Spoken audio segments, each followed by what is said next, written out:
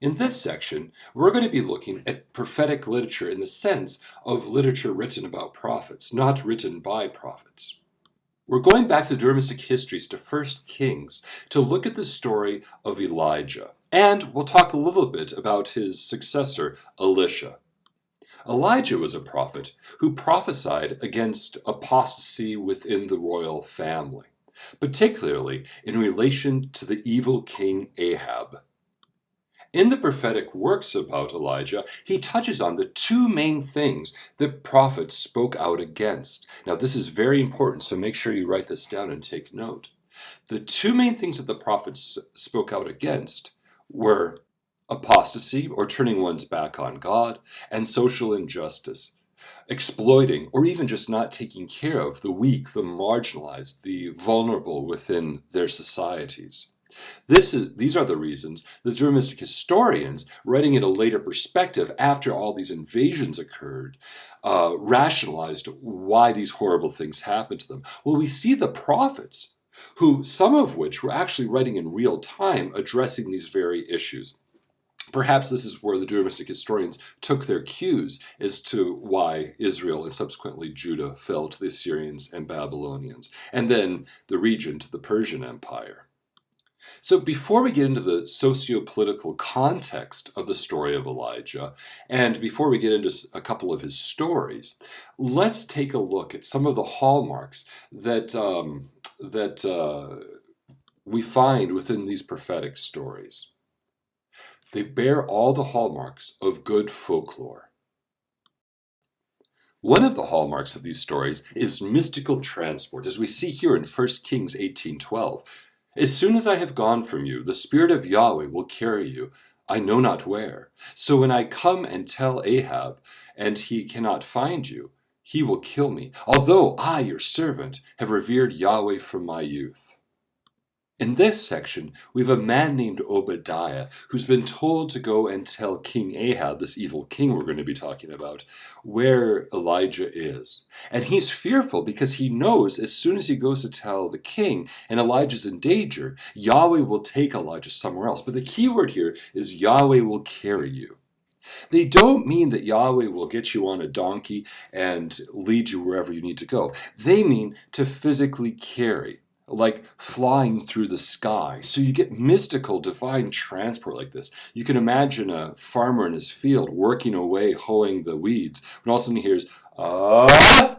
And there go flying over his head as Elijah as he goes off to wherever Yahweh wants to take him. So you get this mystical transport in there. These sorts of things grab the attention, are especially important in oral tradition stories.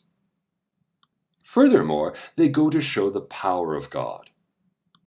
Another hallmark of these stories is escaping death, and we find that at the end of Elijah's earthly life. 2 Kings 2:11. As they kept on walking and talking, Elijah and Elisha, a fiery chariot with fiery horses suddenly appeared and separated Elijah from Elisha, and Elijah went up to heaven in a whirlwind. Wow, how much more mystical do you get than that, right? They're walking along, having a conversation. All of a sudden, this fiery chariot comes out of the heavens, and a huge tornado takes it up into heaven. What's really important here theologically is that Elijah doesn't die. He goes directly to heaven without suffering death, body and all. Now, if you'll remember back a few lessons, what's odd about this? Okay, fair enough. Everything is odd about this. But what's specifically odd about this within its own context? It's that we don't hear of other people going up to heaven to live with God. In fact, I believe this is the first place in the Old Testament where someone doesn't go to Sheol, like the prophet Samuel had, but goes up to heaven. This is a huge honor. This places Elijah up there very high. And within that, this might also indicate that this portion was perhaps written at that time, a few hundred years before Jesus was born, probably 200 or less years before Jesus was born, when people started getting the idea of a resurrection life in heaven instead of down in the underworld of Sheol. Or it could just be a great place of honor from something that was written much earlier. At any rate, it's pretty trippy stuff. And finally, another characteristic of these stories is a morbid sense of humor. One of my favorites is 2 Kings 2:23. Elisha went up from there to Bethel, and while he was going up on the way, some small boys came out of the city and jeered at him, saying, "Go away, bald head, go away, bald head." When he turned around and saw them, he cursed them in the name of Yahweh. Then 2 she-bears came out of the woods and mauled the 42 of the boys. From there he went up to Mount Carmel and then returned to Samaria. The word of the Lord, right? This is such crazy stuff.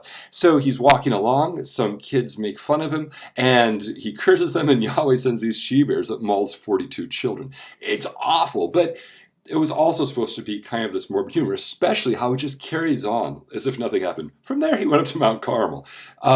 So you find throughout the Hebrew Bible quite a bit of morbid humor. That's one of the fun things about reading the Old Testament in the Hebrew, is these things pop up a bit more with the way they used wordplay and stuff like that.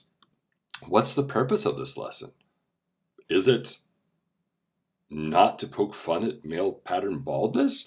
Is it probably more something that you're supposed to respect the prophets, but it's done in this really over-the-top way that would have caught the audience's attention?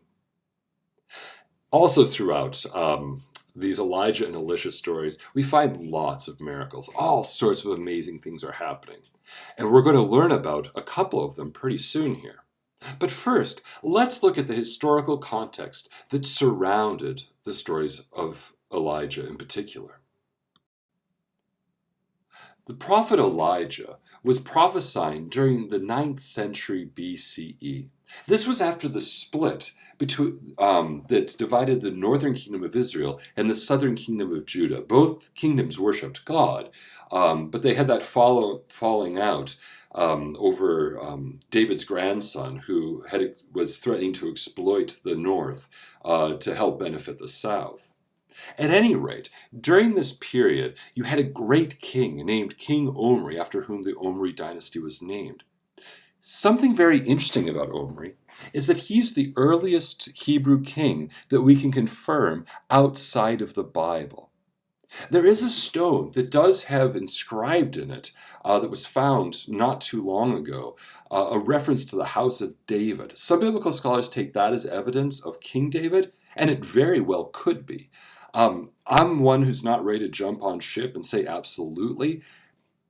There were a number of people in the ancient world named David, I am sure. And is this the King David that spoke about in the Bible? In my heart of hearts, I hope so, but I can't confirm it. The first king that we can confirm without doubt is Omri. Why? Because he was so successful. Because everybody talked about him. In fact, the Assyrians referred to the whole area of Israel-Palestine as the house of Omri. He impressed because he was a good king, in the sense that he was an exceptional ruler, at least politically speaking. He was able to build up a decent military that could defend itself and even attack others. He was also able to open up a lot of trade routes and brought a lot of revenue into the northern kingdom of Israel. Sounds like a great king, right? Well, he's probably the second most despised king in the history of Israel for being evil. So here we get King Omri the good, now King Omri the evil. The evil comes from how he went about doing these things, how he went about gaining his success. There's some real capital T truths in here for those who believe that success for success's sake is enough, that the ends justify the means. This story is definitely a poke in the eye of that philosophy. Omri gained success through apostasy and social injustice. He exploited his people for his and his family's own gain. And he also sold out God in order to make the treaties and the trade deals that helped him become so powerful. He was fine with allowing other gods to be worshipped in the land and doing other such things like that. He would sell out God for advantages to get ahead. Now that's something we can all relate to. We all, whether they're religious-based or not, have our own moral codes that we have. But do we live by them?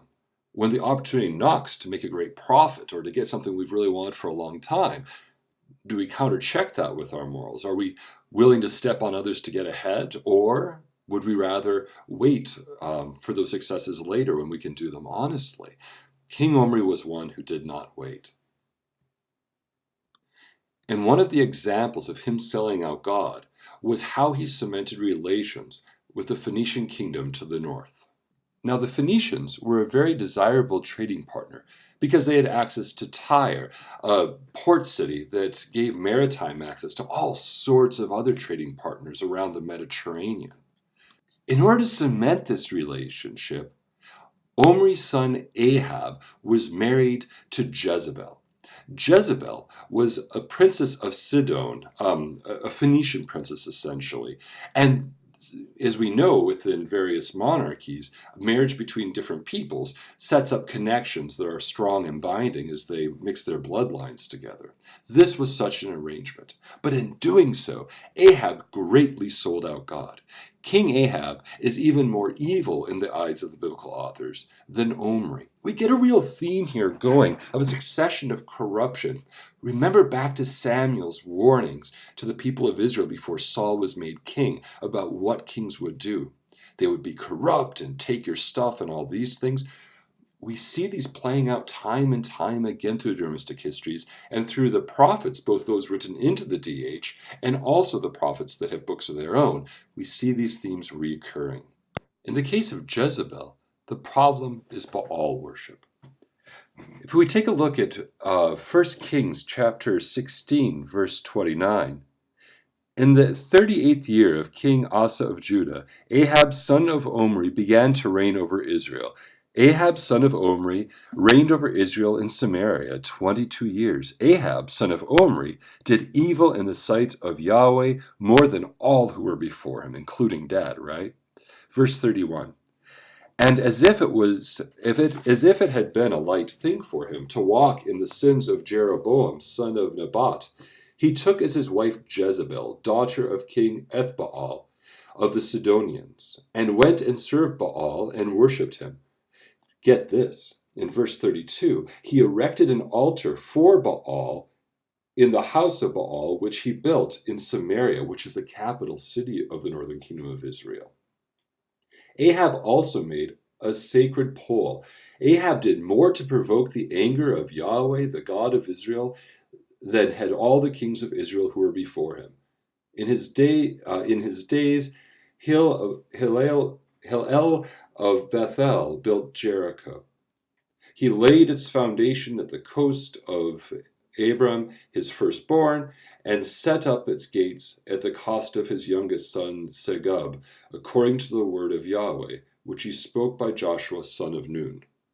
Okay, the key part here is erecting these temples to Baal and doing worship for Baal. Remember the promise to Abraham and of land, descents, and blessing, and then followed up with a covenant with Moses, thou shalt put no other gods before me. Here we've got Ahab worshiping this god Baal. But the thing that really hurts is Baal is a weather god, a Canaanite weather god.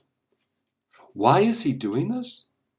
Well, Baal is Jezebel's main god, as well as the Sidonian or the Phoenician king. He's selling out God to appease his new allies so that he can get these lucrative trade deals with them.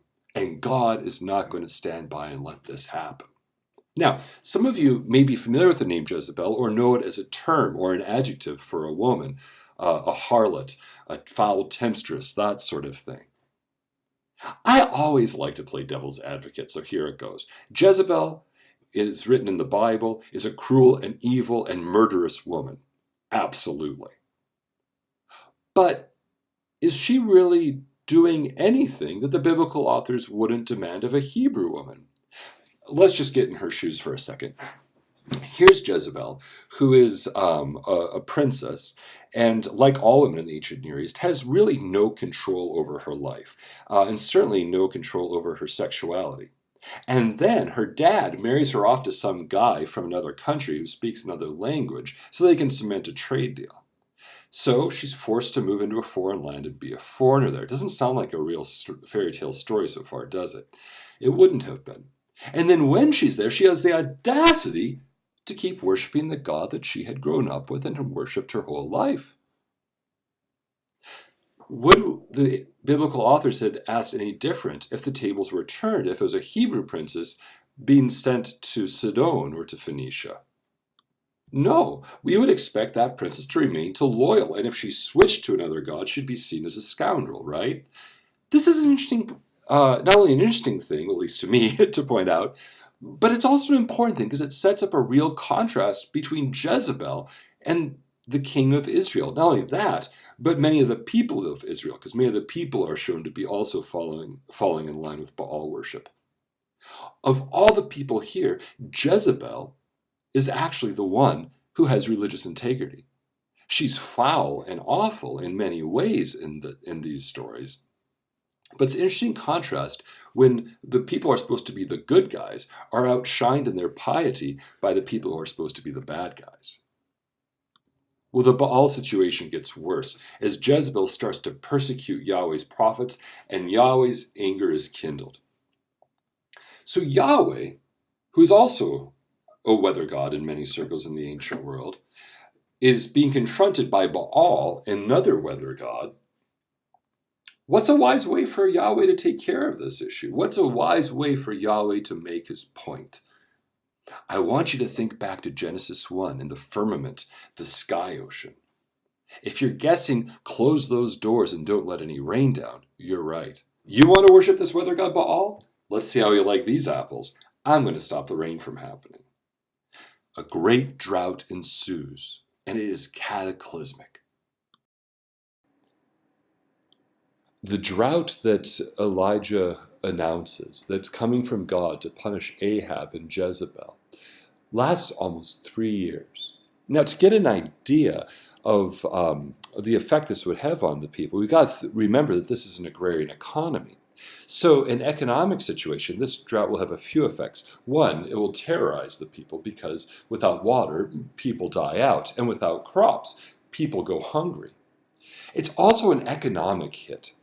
Why has King Ahab gone against God to begin with? To gain financially.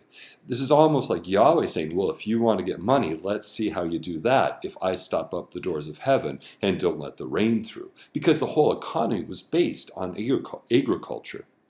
Second of all, this is a real hit to Ahab's power.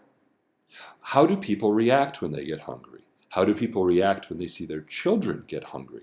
They get angry, they revolt, riot. So you could imagine the civil unrest that would occur during such a drought, making Ahab, as king's job all the much harder. During this time, God protects Elijah from Ahab and Jezebel's wrath, and takes Elijah of all places up to Zarephath, which of all places is right in the midst of the Phoenician territory. You can see on this map Tyre, the port city I was talking about earlier, and Sidon up north where Jezebel's from. Just south of Sidon, you have Zarephath. And this is where he's gone to hide Elijah. You would think that maybe he would hide Elijah down in the south, maybe near Jerusalem or Ai, or even the ruins of Jericho, which is outside of Ahab's territory. But no, instead, Yahweh hides his prophet right in the belly of the beast, right up in the north there. This is going to make several statements.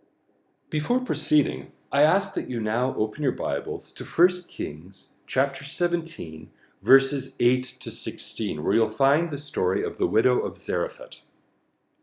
Please read this through, and then look over the questions on the PDF file lecture notes that are up for this week. What's going on in this story? What's the story's significance? And what messages might this story be conveying to the people of Israel? Please consider these, and then, after you're done, go on to the next slide. The story of the widow of Zarephath is a tragic one. The drought's not only affecting the people of Israel, it's also affecting the people of Phoenicia. And here you've got this widow who's preparing a last meal for her dying son. She knows that their number is up. She knows that they are starving to death. And she sees her son's anguish, and she takes what little oil and flour she has left and starts to make a cake to give her son one last moment of bodily comfort, one last morsel of nourishment before his weak body expires. And then comes along Elijah, and he asks, "Can I have some?" Right? What an insensitive guy. But this is leading to somewhere. The woman explains what's happening. The woman explains the situation. In verse 12, she states, "As Yahweh your God lives, I have nothing baked, only a handful of meal in a jar and a little oil in a jug." She's making it clear just how desperate the circumstances are. Now, she states, "As sure as your God Yahweh lives." Some people interpret this that she has faith in Yahweh, and that's why she gets saved. No, this doesn't indicate that at all. Her religion was polytheistic, and there's no reason that she would not believe that Yahweh is alive. And she may even acknowledge that Yahweh's behind this drought, but it doesn't mean she has any piety toward Yahweh. But he goes on and makes the promise to her. In verse 13 he states, "Do not be afraid. Go and do as you have said, but first make me a little cake of it and bring it to me, and afterwards make some for yourself and your son." Again, comes off as very insensitive. "For thus says Yahweh, the God of Israel, the jar of meal will not be emptied and the jug of oil will not fail until the day that Yahweh sends rain on the earth." Okay, here's a big promise. And she accepts it. She goes ahead and does it. Remember how earlier I said that Jezebel was the one person showing piety to her God, which was really contrasting things here? Here you've got the nation of Israel turning against God to worship Baal. Elijah goes up into Baal's territory, and here you have a woman who puts her faith in Yahweh. The irony is delicious, and the authors were well aware of this. They're contrasting here of who's supposed to be the good guys, who's supposed to be the bad guys. Just in a similar way that Pharaoh's daughter proved to be the good one of the Egyptian enemy class. Here we've got the widow of Zarephath showing this undying faith in Yahweh where Yahweh's people aren't. And sure enough, she receives the blessing that Elijah speaks of, and the jars don't go out until the drought is over. Okay, her son dies anyway because he's too far gone. But Elijah then lambasts God. In verse 20 below, in a later part of the story, we see the prophet crying out to Yahweh, "Oh Yahweh, my God, have you brought calamity even upon the widow with whom I am staying by killing her son?" Then he stretched himself upon the child 3 times and cried out to Yahweh, "O Yahweh my God, let this child's life come into him again." Yahweh listened to the voice of Elijah, and the child is revived. I love this. He's like, "Come on, God, what are you doing? Throw me a bone here. This woman's helping me." And Yahweh's thinking, yeah, okay, the guy's got a point, and saves the son. There's many instances where humans interact and get God to change God's mind. This is one of them. But within the story, we've got some really key elements coming, some really important things coming to the front. One of them is where God is placing God's love and protection. We have a huge paradigm shift here, a huge shift in the way of thinking of things. This is showing that Yahweh is not just a regional God in Israel, but Yahweh's power expands into that Baalist territory. And furthermore, Yahweh's compassion extends, well, at least compassion after Elijah begs for it, or demands it rather, doesn't beg, demands it. But that Yahweh's care for this widow at least goes forth out of Israel to another people who isn't one of the descendants of Abraham. We're getting the idea of a universal God here, not just a localized God. And that's very important. Not only is it important because I like to think of God as being compassionate towards peoples who are descendants of Abraham, like myself, but furthermore, I like to think of it along the lines of how you might treat a partner in a relationship, right? Here we've got Israel and God, and Israel isn't paying God attention, isn't paying God mind. Well, Maybe Israel isn't the only fish in the sea. Maybe Israel isn't the only option. So Yahweh extends out and starts giving blessings to these other peoples. As the derogatory term goes, those uncircumcised, right? So you have a lot of big messages coming through to the Israelites and a lot of potential capital T truths with which to wrestle.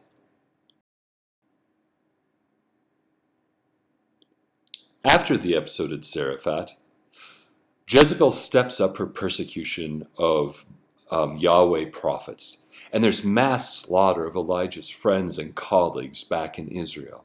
And he's summoned to go back, and this leads to a big confrontation, a showdown between Yahweh and Baal, the showdown between two weather gods. Man, can literature get any better? Before you go on to the next slide, I ask that you open to 1 Kings chapter 18 and read from verse 20 to verse 41. There you'll find the showdown, and then we'll discuss it. We have such a cool story here with so many rich things going on. Elijah approaches the people of Israel and tells them, look, stop going around limping with two gods. Make your choice. Here we've got a real Duramistic historian call for monotheism. Stop worshiping both gods. Worship the one that you want. However, the story doesn't necessarily imply that Baal doesn't exist. It is implying, however, that they need to worship this one God. Baby steps, I suppose. At any rate, Elijah asks them, which are you going to choose? And they're silent. So he says, okay, I've got a plan. As you've read, we'll have these two pyres, we'll put our sacrifices on them, and we'll see who can bring them the fire of heaven, or lightning, to light them. And everyone says, good show, good plan. Okay, now they speak. But at any rate, they go forward. And there's some key elements we need to point out here. He allows the Baalist priests to go first. This is a game of many, many against one. So the 450 Baalist priests make their sacrifice, put it on the pyre, and they try to get it going. It's not going. So what does Elijah do? He starts mocking them. Cry aloud in verse 27. Surely he is a god. Either he is meditating, or he has just wandered away, or he is on a journey. Or perhaps he is asleep and must be awakened. You can imagine this prophet howling with laughter as they're trying to do their thing. And there's humor put in here too that we don't get in the English. Surely he is a god. Either he is meditating, or is he wandered away, or he is on a journey. Why would you mention wandered away and both journey? The journey here has a double meaning of going to the bathroom. So maybe he's on the crapper and he's out of toilet paper. Keep going. He'll come out and help you. But he doesn't. Now, if we think of this from a modern Christian perspective, say my perspective, I see this as they're trying to dance and slash themselves and do all these things to get Baal's attention, but Baal doesn't exist. But we can't be certain of that with the authors of this text. They very well, and I would say even probably could have been dealing with henotheism, certainly dealing with the henotheistic mindset of their audience. To the audience listening to this, it would sound just as effective. Maybe Baal is up there, but why isn't Baal responding? Yahweh's more powerful than Baal. You could imagine Yahweh with Baal in a headlock, giving him noogies as he's trying to get away so he can help out his prophets. Nothing doing. So either you got the message that there is no other God coming from the ancient audience, or you've got the message that Yahweh has overpowered this other God and rendered this other God useless. And then it's Elijah's turn. So what does Elijah do? He showboats. He does all sorts of things. Remember, he's not doing this for his own glory, and he's not only alone doing it for God's glory, but he's also doing it for the people of Israel, to bring them back to their God. And so he wants to really leave an impression with them. So he's got the beast up there on the pyre. And furthermore, he has grain. Well, why is this? Well, one, think of the value of grain in a drought. It's hope for future crops, right? And also everyone's hungry. So you can imagine the value of grain at this point. But furthermore, this is a sacrifice for all of Israel. When you make a sacrifice, you do it according to your means. If you're wealthy, you sacrifice an ox, a bull, or a donkey. If you're impoverished, you're going to glean what grains you can from the edges of the fields and bring those as your sacrificial offering. So this indicates the whole of Israel. Plus, he takes these cisterns, these flagoons of water, and douses the whole thing with water, which of course is a fire retardant, and also very valuable in a drought. I could just imagine people smacking their lips as they watch all this water pour out. But Elijah knows that they're near the end, if he can get the people to turn back. So, what happens? He calls for Yahweh to send the fires of heaven, and whoop! The lightning comes down, strikes it, and burns it all up. Victory for Yahweh. And I love how he does it when he calls on the fire. In verse 37, and answer me, O Yahweh, answer me, so that this people may know that you, O Yahweh, are God, and that you have turned their hearts back. It's the people who have turned back from God. These are the people that Elijah's really concerned about. And when the people saw it, in verse 39, they fell on their faces and said, Yahweh indeed is God. Yahweh indeed is God. And then we come to this very disturbing part. Elijah said to them, seize the prophets of Baal, do not let one of them escape. Then they seized them, and Elijah brought them down to the Wadi Kishon and killed them there.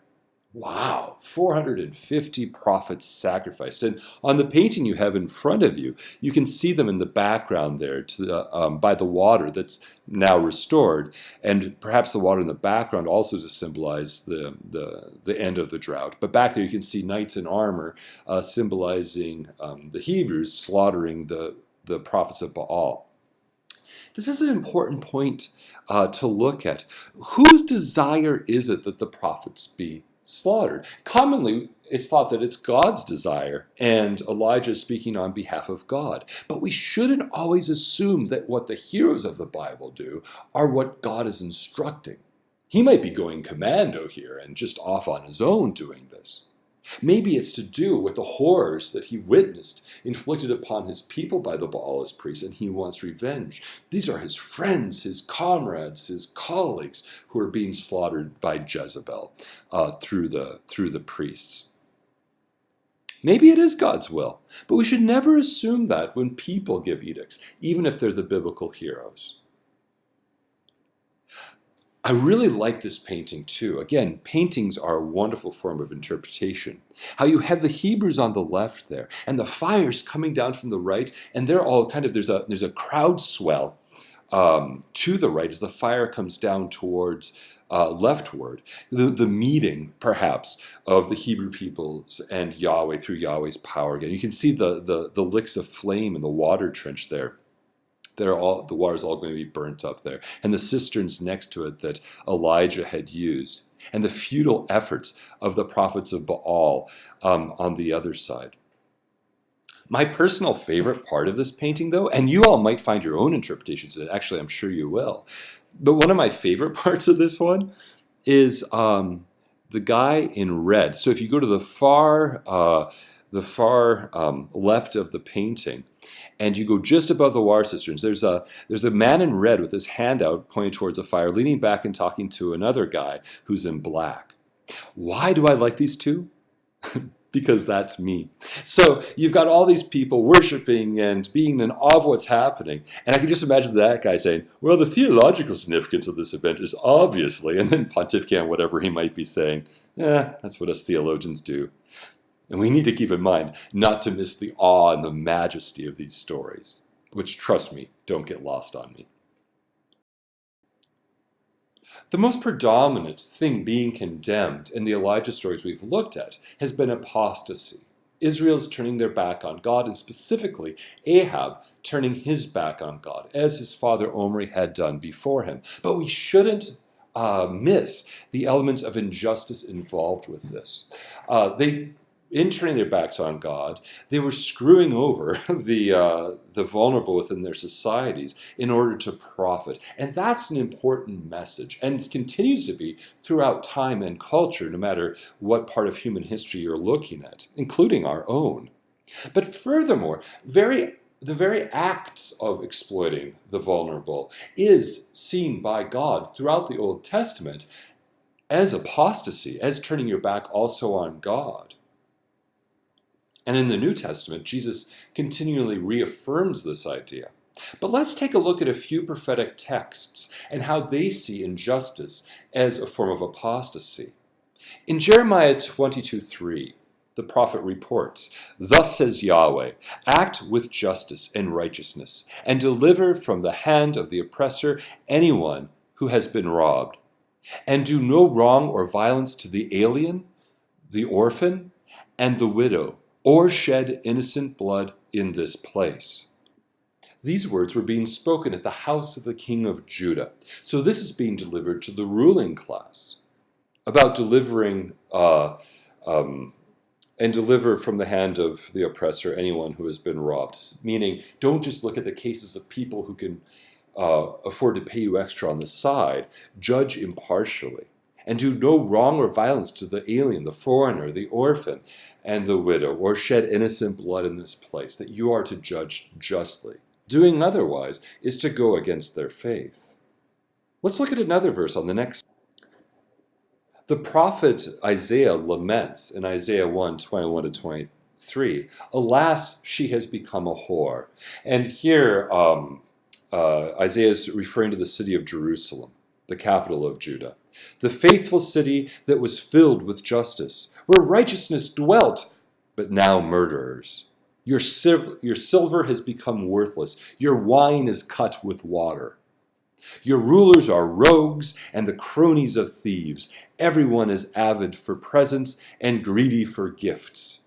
They don't listen to the cause of the orphan," symbolizing those who are vulnerable, "and the widow's cause never reaches them," meaning they only listen to those who can do favors back. So we get this condemnation about how these people were once a shining symbol, but now, due to their injustice, they don't anymore reflect God. They don't anymore reflect the people whom they are supposed to be. These verses, again, are applicable throughout time and culture, including in our own. Let's take another look at injustice as apostasy in the book of Isaiah. Here the prophet Isaiah in Judah lambasts the evil dealings of the leaders who are writing documents to support themselves and their desires. "Woe to those who write out evil writs and compose unjust documents, to subvert the cause of the poor, to rob of their rights the needy of my people." Now, at this time, when Isaiah is writing, this is that time when land was being consolidated and people were losing their land, just to point that out here. Not that that's the only thing this is addressing. "That widows may be their spoil, and fatherless children their booty. What will you do on the day of punishment, when the calamity comes from afar? To whom will you flee for help? And how will you save your carcasses? From collapsing under fellow prisoners, from falling beneath the slain. Yet his anger has not turned back, and his arm is outstretched still. Ha! Assyria, rod of my anger," meaning that God was using the empire of Assyria to punish. "In whose hand as a staff is my fury. I sent him against an ungodly nation. I charge him against a people that provokes me, to take its spoil and to seize its booty, and to make it a thing trampled like the mire of the streets." So we see here, within the prophet saying, how enraged God is when people are in positions of power, are going after their own and not watching out for those that need. But does this only have to be political power? It raises so many, I know I say this a lot, I sound like a broken record, but it raises so many capital T truths. Is it the power that we have in our place of employment? Is it the power we exercise in our relationships? These are really important things to consider in our lives. How do we use power? Are we using it to better ourselves at the expense of others? Or do we... And these ideas, they offer a theology about rulership, about the use of power that takes us back to the Ten Commandments. In the Sinai Peninsula, at Mount Horeb or Mount Sinai, whichever, you have God giving these commandments to Moses, And of the 10 demands that God has, only 30% are for God's benefit. The other 70% are for the benefit of the people. Should the kings, should the rulers behave any differently than God in this matter? That their power, they should have some rules that are to keep things in order, but the bulk of it is to make sure that people can have good relationships. Now, what that means, that opens us up to a whole slew of political philosophies. But we see time and time again this concern for the marginalized and the vulnerable in society and not chasing after the Hebrews' own riches. Powerful stuff. So what is it that God wants from people in how they rule and how they interact with each other? Another prophetic text points us in that direction, Micah 6:8. In this part, Micah is revealed to the Judeans that they're about to be invaded by the Assyrians, and they're trying to find ways to prevent this from happening. They want to appease God.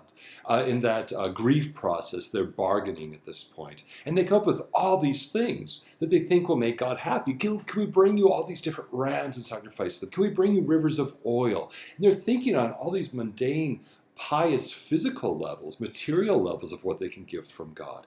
And the response is then clear in Micah 6:8. He has told you, O man, what is good, and what Yahweh requires of you, only to do justice, and to love goodness, and to walk modestly with your God. It's not all the trappings, it's not all the gold and incense and sacrifices that God wants. God wants you to do these 3 things: to be just, to love goodness, and to walk humbly with God, or modestly with God.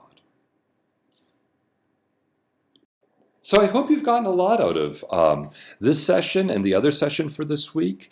I'm looking forward to seeing your thoughts through the discussion board. And as always, if you have any questions or things that you need to contact me directly, best way to get a hold of me is email, and I'm happy to help with those. And also, don't forget about the general discussions area of the discussion board. If you have anything that you want to address with the class that isn't part of the questions that I'm asking. All right, take care. Goodbye.